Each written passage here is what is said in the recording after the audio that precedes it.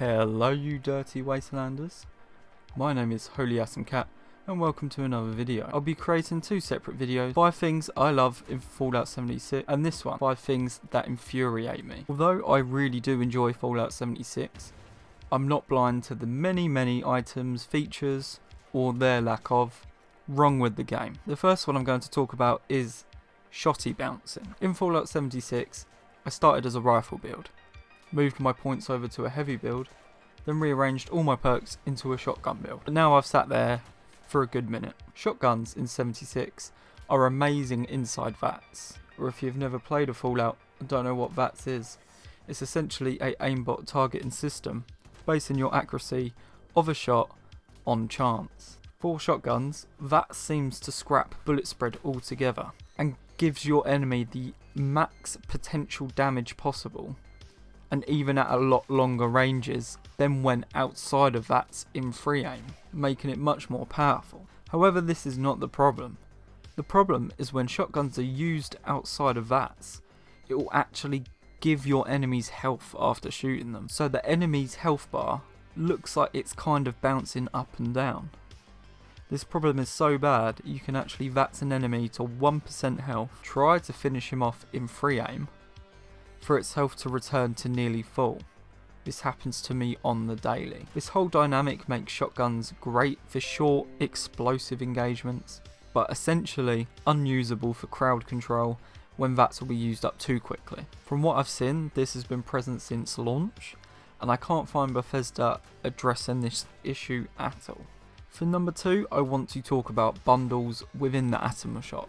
I fully understand why most people will boycott the Atomic Shop. It is 100% an effortless money grab. However, I'm a bit of a fucking moron, and I'm like a chimpanzee with a fresh banana. I see cool shit and I want to get it. However, one thing that annoys me is that Bethesda will release bundles on the frequent, and while I might own half of what that bundle contains, it's still set at full price. It really wouldn't be that hard to break down the atomic point cost of each item you currently own and negate that from the total. For example, I love Nuka-Cola skins and items. I own the Nuka-Cola stairs and the Nuka stash box. Bethesda recently released a full Nuka-Cola bundle. The items I do not own in this bundle are the secret Nuka-Cola door, which is the main item I want, flags and cardboard cutout. And since they have not listed them individually on the Atomic Shop, if I wanted these items now, I would need to pay for the 2 items I already own again. If we could get the cost of what you already own negated from a Atomic Shop bundle, it's a win-win. Bethesda's going to get more of that precious money that they seem to love, and we get fairly priced bundle packs, or fairly priced bundle packs to Bethesda's standard. Now in 76, after going maybe on a farming run, especially in the early game, you're going to be picking up a ton of weapons. And when you've travelled 15 minutes over encumbered to find a workbench to scrap the fruits of your labour, you're going to get your best spacebar spam on. That's a really good tongue twister, by the way. See how fast you can say that. Best spacebar spam. Best spacebar spam. Best spacebar spam.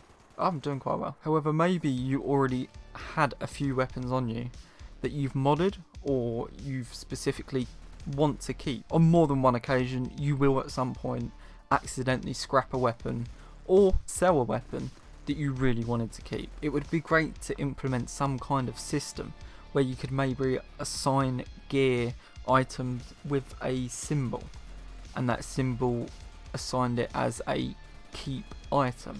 What this would essentially do is just hide it from vendors and workbenches. Some could argue we already have this feature with the favourite wheel, but for me, by the time I've put all my chems and different things within favourites, I sometimes just do not have enough favourite slots to put all my weapons in.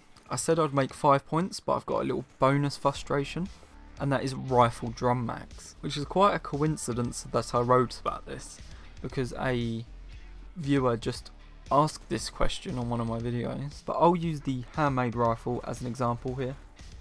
Drum magazines for the handmade used to hold a whopping 85 rounds.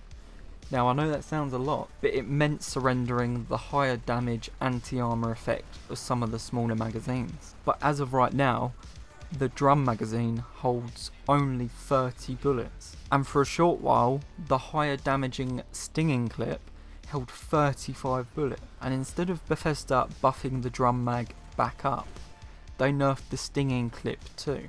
From what I can gather, Bethesda are really scared of buffing anything in the game. They would rather just keep nerfing everything. I think they need to grow some confidence in what they do need to buff, because having 30 rounds in a drum magazine does not make sense. For number 4, I'm going to talk about specific locations that are really badly optimized. Now, I have a pretty beefy PC. I'm yet to find a game that doesn't just cruise through on ultra settings. However, when I step into Morgantown Airport, it reminds me of when I was trying to watch porn on my PSP 10 years ago. Frame rate drops to like -69, my game crashes half the time, and after talking to other players, it sounds like they get exactly the same thing. It's complete madness that one of the first areas this game directs you to is so badly optimized it can sometimes be unplayable. What's even more mind-boggling is, from the looks of it, this has been reported since day one, and I've yet to see a fix. My last frustration of the video, and that's vendor plans and player vendor descriptions. Plans are a pretty big aspect of Fallout 76, with some bosses dropping some of the rarest plans and the rest being given in random drops across the way. However, the title of some said plans seem to be completely vague and very similar titles to other items. So when the names of some plans are not helpful, and we can't see pictures of what these plans will let us build, we have to take a gamble every time we buy a plan. For example, quite recently I bought the plan from a vendor for something called the high-tech table. You can imagine my disappointment when I found out there's nothing high-tech about it. It is just a dirty, rusty, round old table. A preview of what we are about to buy would be such a big quality of life fix. The same goes for player vending. Unfortunately, when visiting a player's vendor machine, you cannot see the image of anything at all. This stops you seeing a preview of what you are buying. Countless times I've wanted to inspect a legendary weapon another player is selling, very keen to purchase it, and then it ended up just walking away. However, with how badly player vendors are coded and how easily exploitable they seem to be, as seen from launch, issues happen every month. I feel like this is a highly unrealistic fix for the time being. That's the end of the video. I quite like the idea of making a video discussing viewers' most infuriating things about Fallout 76. So no holding back. Fire away in the comments section about what infuriates yourself about this game.